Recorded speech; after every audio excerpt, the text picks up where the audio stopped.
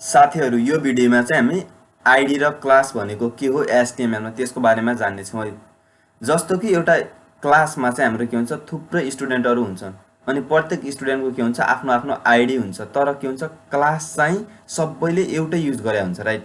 जस्तै class 10 मानौं class 10 मा चाहिँ हाम्रो 30 वटा स्टुडेन्ट छ भनेपछि सबैले एउटै क्लास युज गर्छ तर के हुन्छ सबको आईडी चाहिँ डिफरेन्ट हुन्छ। त्यस्तै हाम्रो एचटीएमएल मा पनि जति पनि हाम्रो एलिमेन्टहरु छन् जस्तो कि हाम्रो एचटीएमएल ट्याग भयो हेड ट्याग भयो अनि त्यस्तै बडी ट्याग h1 ट्याग भयो h2 ट्याग त्यस्तै हाम्रो डिभिजन ट्याग स्प्यान ट्याग हामीले अहिलेसम्म युज गरेको यति ट्यागहरु हाम्रो यति ट्याग प्रत्येक ट्यागलाई हामीले एउटा स्टुडेन्ट मानौं है। जस्तै हामीलाई यो बडी ट्याग भनेको एउटा स्टुडेन्ट हो हेड ट्याग भनेको एउटा स्टुडेन्ट हो यो प्रत्येक के भयो हाम्रो स्टुडेन्ट मानौं यसलाई। अब यो प्रत्येक स्टुडेन्टको लागि हामीले फरक आईडी दिनुपर्छ के। जस्तै यो बडीमा हामीले जुन आईडी युज गर्यौं नि बडीको आईडी 1 गरेपछि हामी हेडको आईडी 2 गर्नु पर्यो त्यस्तै एचटीएमएल को आईडी 3 सबको आईडी 1 गर्न मिल्दैन तर हामी के गर्न सक्छौं क्लास सबको सेम गर्न मिल्छ। बडीको क्लास हाम्रो 10 छ भने चाहिँ हाम्रो हेडलाई पनि हामी 10 क्लासमा राख्न सक्छौं त्यस्तै हामी एचटीएमएल ट्यागलाई पनि हामी के गर्न सक्छौं 10 क्लासमा राख्न सक्छौं। यसरी चाहिँ हाम्रो के हुन्छ कि एचटीएमएल मा हामी एउटै क्लासमा थुप्रै एलिमेन्टहरु राख्न सक्छौं अथवा एउटै क्लास चाहिँ हामी के गर्न सक्छौं कि डिफरेन्ट एलिमेन्टहरुमा युज गर्न सक्छौं। अब चाहिँ हामी प्र्याक्टिकली गरौँ है। जस्तो कि म एउटा डिभ ट्याग गर्छु यहाँ भित्र डिभ डिभ भन्ने एउटा ट्याग मैले ओपन क्लोज गरे। अब यो डिभ ट्याग भित्र म एउटा h1 ट्याग लग्छु अथवा हामी अहिले h1 ट्याग नलगु एउटा डिभ मात्रै लगु। अब हामी यो डिभलाई एउटा क्लास दिन्छौं है। जस्तो कि यो डिभलाई सुरुमा एउटा हामी क्लास दिन्छौं क्लास दिए मैले क्लास 1 लेखे है। त्यस्तै हामी अर्को डिभलाई पनि हामी के गर्न सक्छौं सेम क्लास दिन सक्छौं के। जस्तै यो डिभलाई हामी एउटा स्टुडेन्ट मानौं राम भन्ने यो अर्को डिभलाई चाहिँ हामी के मानौं श्याम भन्ने स्टुडेन्ट राखौं मानौं तर यो दुईटै डिभलाई हामी एउटै क्लासमा राख्न सक्छौं के। दुईटैलाई मैले के गरे 1 भन्ने क्लासमा राखे।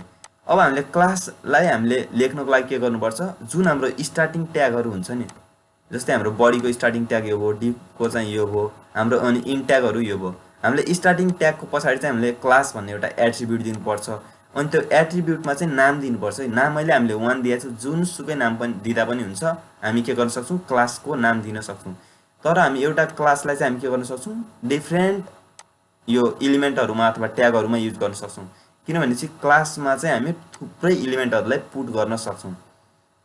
अब हामीलाई आईडी बनाउनु छ भनेपछि अब हामीले आईडी बनाउनु छ भनेपछि के गर्नु पर्यो त्यसपछि हामीले हल्का ड्याश दिएर हामी आईडी भन्ने एट्रिब्युटलाई पास गर्न सक्छौं।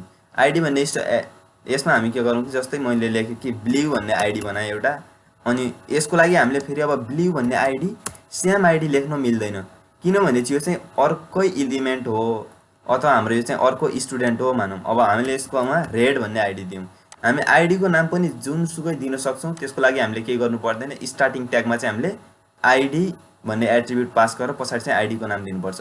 यो भयो हाम्रो आईडी र क्लास। अब हामी के गर्न सक्छौं कि यिनीहरुलाई स्टाइल गर्न सक्छौं जस्तो कि म चाहिँ यो ठ्याक्कै टाइटलको तल स्टाइल भन्ने एउटा ट्याग हुन्छ जसबाट हामी स्टाइल गर्छौं स्टाइल लेखे। त्यसपछि हामीले अब टार्गेट गर्ने के जस्तै यो क्लास 1 लाई टार्गेट गर्नु छ मानौं है। क्लास कतिलाई 1 लाई टार्गेट गर्नु छ क्लास 1 लाई टार्गेट गर्नको लागि मैले चाहिँ के गर्छु क्लासको नाम लेख्छु ONE1 भनेर लेख्छु त्यसपछि कर्ली ब्राकेट स्टार्ट र इन्ड गर्छु। हामी डिभमा के गर्थ्यौं हामी जस्तै हामीलाई डिभलाई टार्गेट गर्नु छ अथवा डिभलाई स्टाइल गर्नु छ भने चाहिँ हामी के गर्थ्यौं div curly bracket start on गर्थ्यौं।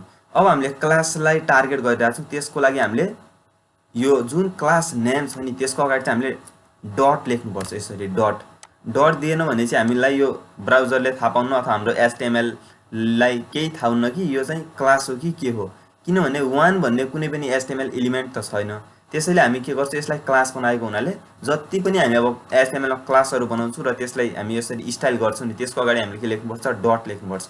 अब म चाहिँ यसको जस्तै ब्याकग्राउन्ड कलर सेट गर्छु है अहिले चाहिँ मैले येलो भनेर सेट गरे त्यस्तै मैले के गर्छु हाइट दिन्छु 100 पिक्सल दिए त्यस्तै मैले चाहिँ विड्थ दिन्छु विड्थ कति दिन्छु 100% दिन्छु अनि के गर्छु बोर्डर दिन्छु है बोर्डर चाहिँ म कति दिन्छु 3 पिक्सल सोलिड के दिउँ भने चाहिँ हामी हाम्रो येलो आइहाल्यो हामी के ब्ल्याक दिउँ है ब्ल्याक भनेर दिए।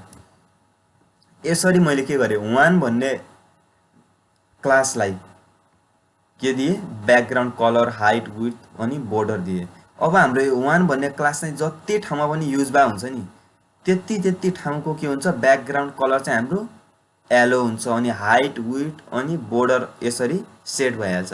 अब हाम्रो यो दुईटै डिपमा चाहिँ हामीले के गरेछौँ 1 भन्ने क्लासलाई युज गरेका छौँ। अब हामीले यसको आउटपुट हेर्ने हो भने चाहिँ हाम्रो के हुन्छ हाम्रो चाहिँ ए दुईटैमा के भएको छ हाम्रो ब्याकग्राउन्ड कलर पनि सेट भइसक्यो।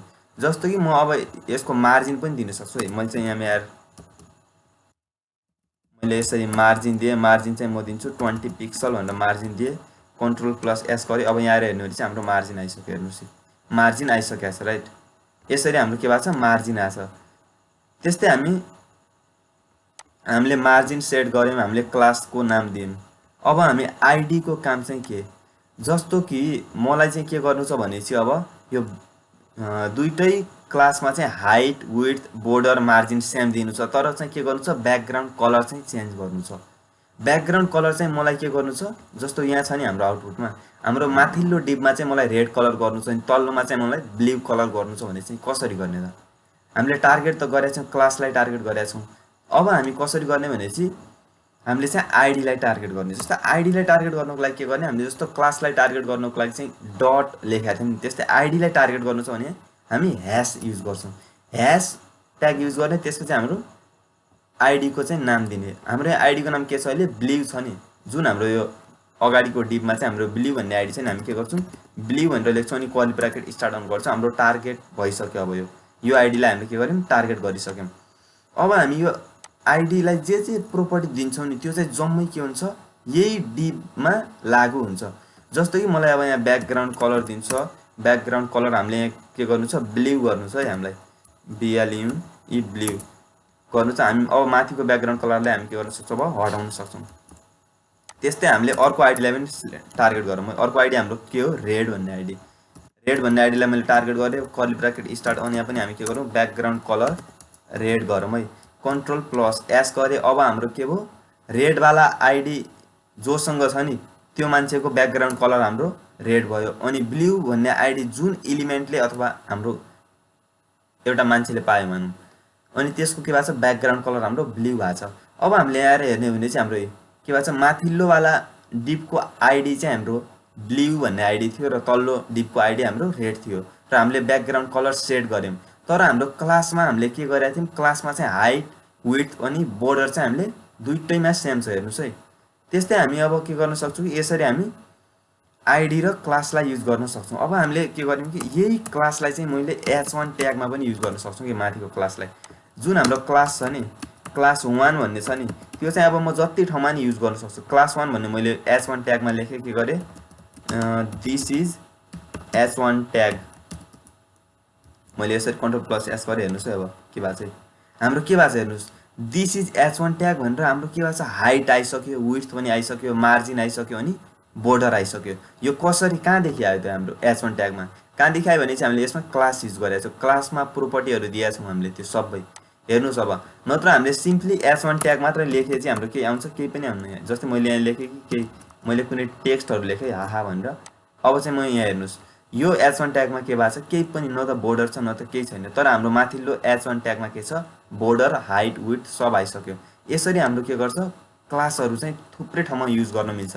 तर हामीले आइडी छ नि जुन हाम्रो माथिको आइडी, हाम्रो माथिको आइडी रेड भन्ने छ, त्यो रेड भन्ने आइडीलाई हामी तल युज गर्न मिल्दैन H1 मा। यसको लागि हामीले आइडी बनाउँछ भने चाहिँ हामी डिफ्रेन्ट आइडी बनाउँछौँ। जस्तो हामी बनाउँछौँ एलो भन्ने मैले आइडी बनाएँ। अब यो आइडीलाई टार्गेट गर्नको लागि हामी के गर्ने माथि जाने, जस्तो कि अब यहाँ मैले ह्यासट्याग लेख्नुपर्छ आइडीको लागि अनि एलो भनेर नाम जे नाम छ त्यही लेख्ने अनि कर्ली ब्राकेट स्टार्ट अन, हामी ब्याकग्राउन्ड कलर सेट गरौँ यस्तो YELLOW एलो भनेर Ctrl+S गरेँ। अब यहाँ आएर हेर्ने भने चाहिँ हेर्नुहोस् है ए हाम्रो H1 ट्यागको ब्याकग्राउन्ड कलर के भएको छ एलो भएको छ।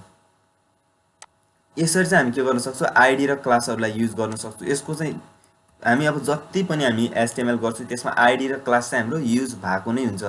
किनभने चाहिँ हामीले यदि आइडी र क्लास युज गर्ने होइन भने चाहिँ हामीले प्रत्येकको लागि प्रत्येक हाइट दिनुपर्छ, प्रत्येकको लागि त्यही विड्थ, अनि हामीले यो कुरा जति छ नि हाम्रो यति यो चाहिँ हामीले बार बार कपी गर्नु परिरहेको छैन कि हामीले एकचोटि लेख्यौँ हाइट विड्थ कति दिने भनेर। अब के भएको छ हाम्रो यो क्लास 1 भन्ने जति ठाउँमा युज गर्छौँ नि त्यसमा हाम्रो हाइट विड्थ अनि बोर्डर आफै आइरहेछ। त्यस्तै यो चाहिँ हामी जुनसुकै ट्यागमा पनि युज गर्न सक्छौँ।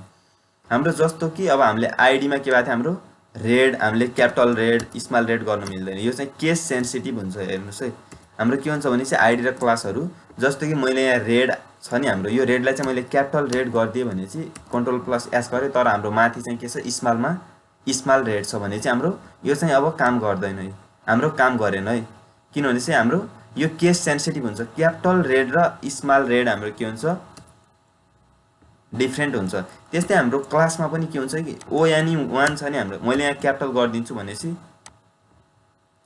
मैले यहाँ ONE1 गरेँ क्यापिटल गरिदिएँ, अब यहाँ हाम्रो यी काम गरेन, हेर्नुहोस् हटिहाल्यो त्यो हाइट विड्थ केही हामीले टेक्स्टै दिएको छैन नि त। त्यसैले हाम्रो यो स्मल क्यापिटलमा ध्यान दिनुपर्छ क्लास बनाउँदाखेरि। तपाईँले तल चाहिँ क्यापिटलमा लेखेर माथि गएर स्मललाई टार्गेट गर्न मिल्दैन है, यसरी हामीले के गर्नुपर्छ कि क्यापिटल र स्मलमा सेट गर्नुपर्छ, यो चाहिँ हाम्रो केस सेन्सिटिभ हुन्छ। त्यसरी हामीले यसको समरी के हुन्छ कि क्लास र आइडीको, हामी क्लास भनेको त्यस्तो हो जसलाई चाहिँ हामी जुन इलिमेन्टमा युज गर्नु छ नि त्यसमा क्लास लेख्छौँ, त्यसपछि क्लासको नाम जे पनि दिन मिल्छ। यसलाई हामीले CSSमा गएर टार्गेट गर्नु छ भने चाहिँ हामी के गर्छौँ, अथवा स्टाइल गर्नु छ भने चाहिँ क्लासको लागि चाहिँ हामी डट लेख्छौँ, त्यसपछि क्लास नाम लेख्छु, त्यसपछि कर्ली ब्राकेट स्टार्ट डाउन गर्छु र त्यहाँभित्र हामी जे प्रोपर्टी दिन्छौँ त्यो चाहिँ जुन जुन इलिमेन्टमा चाहिँ क्लासहरू युज हुन्छ नि त्यसको लागि काम लाग्छ। त्यस्तै हाम्रो आइडीको लागि हामीले आइडी भन्ने एट्रिब्युट दिन मिल्छ, अनि त्यसपछि हामीले आइडीको नाम दिने, अनि यसलाई टार्गेट गर्नको लागि के गर्ने ह्यासट्यागको युज गर्ने र आइडीको नाम लेख्ने, त्यसपछि हामी प्रोपर्टी जे पनि लेख्न मिल्छ। यहाँभित्र हामी एउटा जुनै सुकै इलिमेन्टमा नि हामी आइडी दिएर क्लास नदिन पनि सक्छौँ है। मैले Ctrl+S गरेँ नि यो, अब यहाँ चाहिँ क्लास दिएको छैन तर आइडी मात्रै छ भने चाहिँ हेर्नुहोस् है आइडीको काम चाहिँ गर्यो। आइडीमा हाम्रो के थियो कि ब्याकग्राउन्ड कलर थियो, तर हाम्रो आइडीले काम गरिहाल्यो। यसरी हामी आइडी मात्रै पनि क्लास मात्रै पनि दिन सक्छौँ। यो हुन्न कि सबैमा हामीले एउटै क्लास युज गर्न सक्छौँ।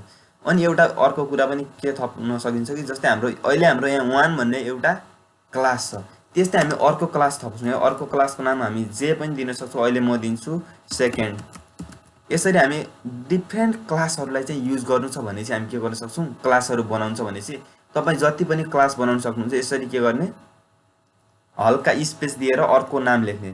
जस्तै म अर्को एउटा थर्ड क्लास बनाउनु छ भने चाहिँ मलाई थर्ड क्लास बनाएँ, त्यस्तै फोर्थ बनाउनु छ भने चाहिँ फोर्थ बनाएँ, तर हामी आइडी चाहिँ एउटालाई एउटै आइडी दिन्छौँ है, हामी यहाँ डिफ्रेन्ट आइडी दिनु मिल्दैन। अब हामी के गर्न सक्छौँ, सेकेन्ड भन्ने जुन छ नि सेकेन्ड भन्ने क्लासलाई पनि हामी के गर्न सक्छौँ, टार्गेट गर्न सक्छौँ। मैले डट लेखेँ, सेकेन्ड लेखेँ, कर्ली ब्राकेट स्टार्ट गर्न हामीले ब्याकग्राउन्ड कलर दिइसक्यौँ है।